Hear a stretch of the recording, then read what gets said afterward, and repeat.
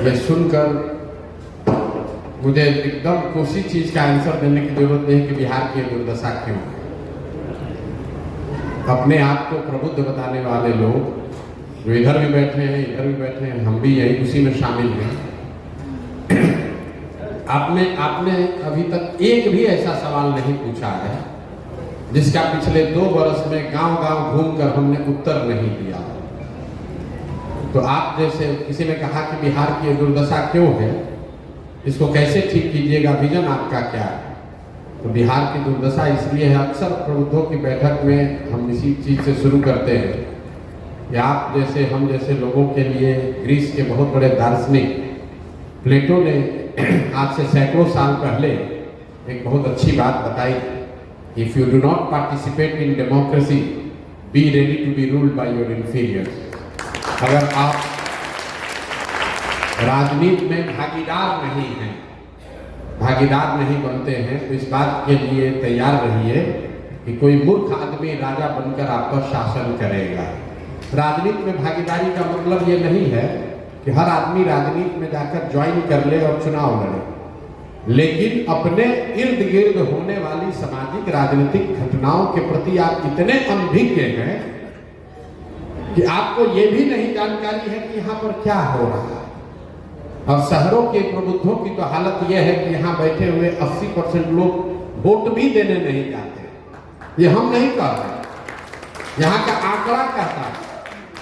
बिहार में वोट होता है 50-55%, शहरों का वोटिंग का आंकड़ा उठा कर देख लीजिए वो 40% है।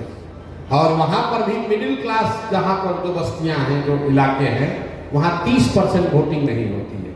यहाँ बैठकर इतना लंबा आप सवाल कर रहे हैं, गोपालगंज को कैसे सुधारिएगा, बिहार का शिक्षा कैसे सुधरेगा, आप पर भरोसा क्यों करें। भाई साहब ने कहा आप पर भरोसा क्यों करें, यहीं से शुरू करते हैं।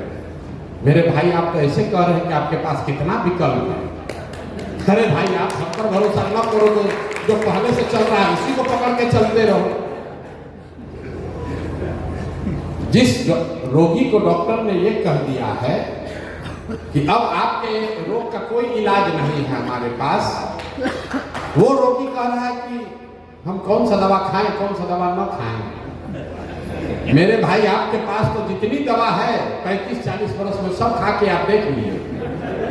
आपने कांग्रेस को देख लिया, आपने लालू जी का सामाजिक न्याय देख लिया, पढ़े लिखे नीतीश कुमार की सरकार देख ली, मोदी जी का करिश्मा भी देख लिया। आपकी दशा नहीं सुधरी। अब कोई प्रशांत किशोर जनसुराज वाले आए हैं, आप कह रहे हैं इन पर भरोसा करें कि न करें। हम कहें बिल्कुल मत करो, लेकिन मान लीजिए कि आपको कोई रोग है जिसके लिए कोई दवा नहीं है।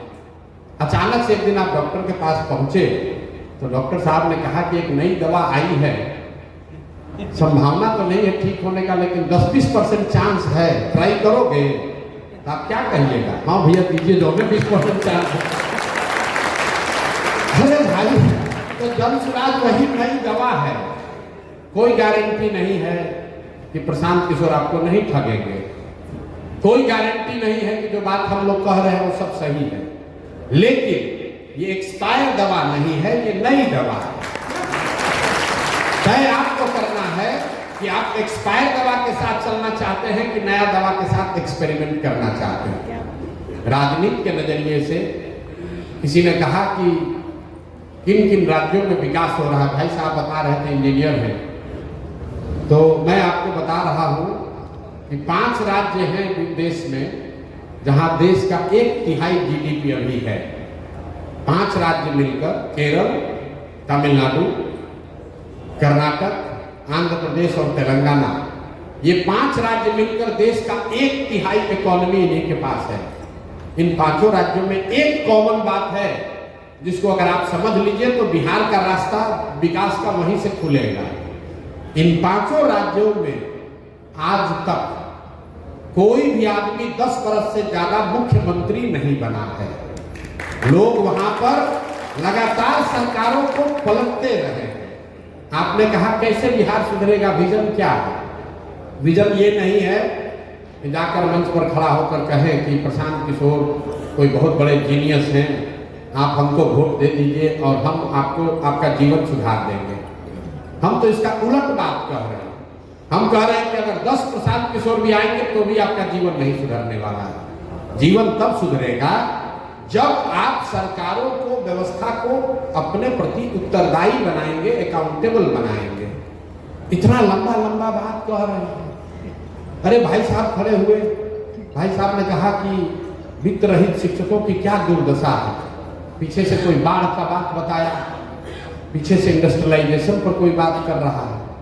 अब जरा देखिए, एक एग्जाम्पल ले लीजिए वित्त रहित शिक्षकों की स्थिति। ये स्थिति 30 वर्ष से है, 35 वर्ष से तो कम है। इन्होंने ही जो कहा उसी को बता रहा हूं कि परिवार परेशान है, बेटियों की शादी नहीं हुई, कई लोगों ने तो आत्महत्या कर ली। लेकिन मेरे भाई 35 वर्ष में ये वित्त रहित शिक्षकों के लिए की जो स्थिति है उसके लिए जिम्मेवार कौन है? नीतीश कुमार है, लालू जी हैं, भाजपा वाले हैं, उन्हीं की सरकार है। आपने किसको 35 वर्ष में वोट दिया भैया, ये बता दो। आपने कहा कुछ नहीं बदला, तो आपका वोट देने का तरीका भी नहीं बदला।